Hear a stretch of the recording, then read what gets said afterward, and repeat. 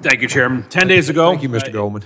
10 days ago, a 20-year-old with no military or law enforcement training, with no more than about $1,000 worth of equipment, and apparently working alone, thwarted the United States Secret Service, an agency with a $3 billion budget and about 8,000 personnel.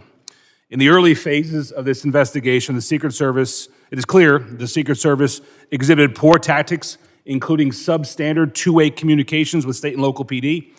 They displayed a lack of strategy, including not employing drones to surveil the risks to President Trump and the crowd. And since July 13th, the Department of Homeland Security and the Secret Service, evidenced by them not being here today, has avoided accountability by, among other things, avoiding hearings like this. The attempted assassination of former President Trump, the leading candidate for president in 2024, shocked the conscience of nearly every American, regardless of party affiliation. We, the members of the Homeland Security Committee from both sides of the aisle, are here today to ask questions and about those who are in charge that day, to hold the Secret Service accountable, but more importantly, to ensure this never happens again. Chairman, thank you for hosting this hearing. Colonel Paris, you're the Commissioner of the Pennsylvania State Police Department? Yes, sir, I am. And your testimony, sir, is that approximately 25 minutes, and won't hold you to the exacts, but approximately 25 minutes before the first shots were fired, that local law enforcement officers identified Crooks as suspicious? As suspicious, yes, sir. And what was it that led those officers to conclude that Crooks was suspicious? My understanding was that he was milling about and he stood out to them because he never made his way to a point of ingress to the venue. In defense of possible hypotheses, could have been waiting for somebody, could have been delayed, but he stood out to them and they, from their vantage point at the AGR building, identified him as suspicious. That was in 62 minutes prior, as I understand the timeline. That first one, it was 25 minutes prior for the rangefinder. Thank you, Chairman. And Commissioner, with respect to him being suspicious, were there other folks who were also in the crowd identified as suspicious by law enforcement? I have been briefed that, yes, there were multiple individuals, which would be consistent with normal operations for a detail like this that are identified as suspicious. Can we take that as a single-digit number of other folks?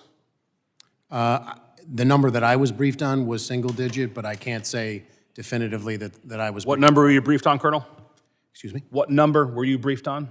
I believe I was briefed on an additional 3 individuals. Okay, so Crooks plus 3. My understanding is you had about 30 Pennsylvania State police officers at the time of the rally? That were assigned to the detail, both responsibilities of the detail, yes, sir. And were all of them assigned to your area of the perimeter, not the interior where the Secret Service held the most jurisdiction? I'm confused by your question, sir. My understanding, and what the committee has been told, is there were 2 layers of defense of President Trump. 1, the interior, which the Secret Service held the most domain over, and 2, the exterior perimeter, which had ceded a lot of authorities to state and local.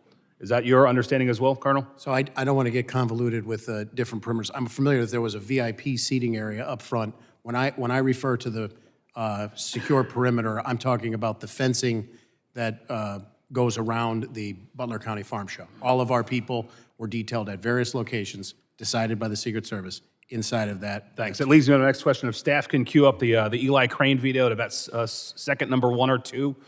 This is the AGR building. I and several of my colleagues were there yesterday in Butler. Kudos to Mr. Crane for getting this good video. My understanding from your prior testimony is there were 2 officers stationed or assigned, I think was your testimony, to this building? I'm aware of 2, but I don't want to say, again, not having seen the Secret Service. And they were assigned, sir? My understanding is that the Secret Service and Butler ESU had some sort of collaboration, and that was to be covered. What was their assignment in the building, sir? I cannot comment. I'd be remiss not. Were they assigned to be in the building? I can't comment. What were the qualifications of the people assigned to or around the building? ESU guys, SWAT guys, long guns, good tactics? They would be, as the name implies, but I defer to their exact training. I'm not aware of it specifically. But your understanding is, through the duration of the incident, to at least the first shots fired, they were entirely within the building, not on the building, sir?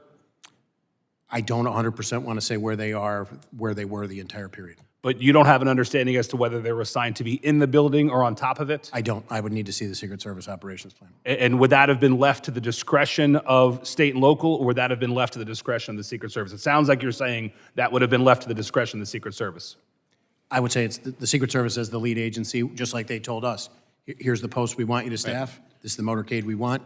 I would defer to the Secret Service. Thanks, Colonel. When in Butler yesterday, we asked the question, why weren't the two well-qualified ESU officers on top of the building rather than in it?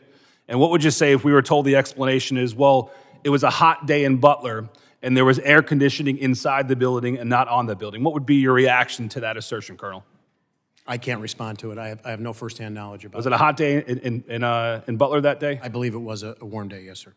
But you have no knowledge of whether or not the Secret Service or anybody else assigned these two officers to be in the building and not on it? No, sir. I yield, Mr. Chairman.